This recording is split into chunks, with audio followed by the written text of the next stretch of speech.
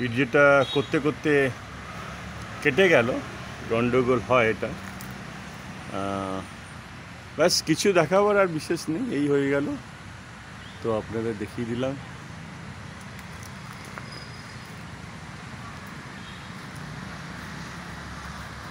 এই আরেকবার ক্যামেরাটা ঘুরিয়ে দিই।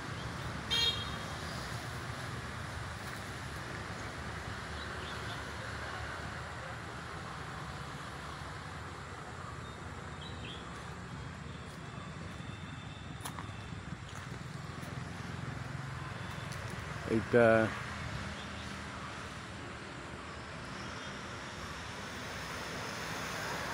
দেখি ভিডিওটা জয়েন করে, না তো দুভাগে পাঠিয়ে দেবো।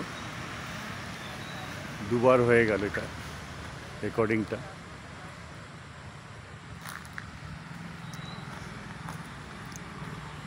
আর বিশেষ কিছু না বলার মধ্যে।